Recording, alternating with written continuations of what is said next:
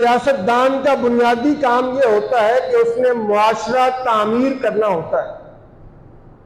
عالم دین اس کی بنیادی ذمہ داری یہ ہوتی ہے کہ وہ لوگوں کے اخلاق کی اصلاح کی کوشش کرے، لوگوں کو اللہ کا دین بتائے، لوگوں کے رویے، کردار اور اخلاق کی اصلاح کی کوشش کرے۔ اور سیاستدان کی ذمہ داری ہوتی ہے کہ وہ چونکہ معاشرہ اسے حکومت اور اقتدار دیتا ہے تو اس نے معاشرہ تعمیر کرنا ہوتا ہے۔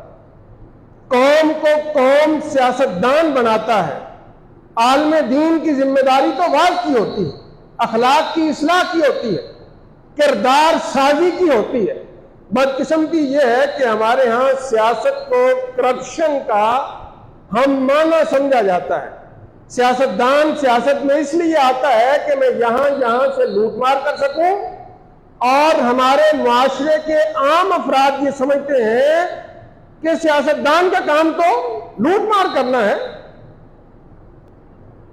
یہ جو غلط فہمی ہے ہمارے ذہن میں، اس کو واضح کر کے میں یہ کہنا چاہتا ہوں کہ نبی رحمت نے بطور سیاستدان اس معاشرے کی تعمیر کے لیے جو دو بنیادی ترین کام کیے، ان میں سے ایک مواخات اور دوسرا میثاق مدینہ کے نام سے جانا جاتا ہے۔ یہ سب سے پہلے دو اقدام ہیں مسجد نبوی کی تعمیر کے بعد، جو بہت دور رس اثرات رکھتے ہیں اور ہمارے لیے ان میں بہت بڑی رہنمائی ہے۔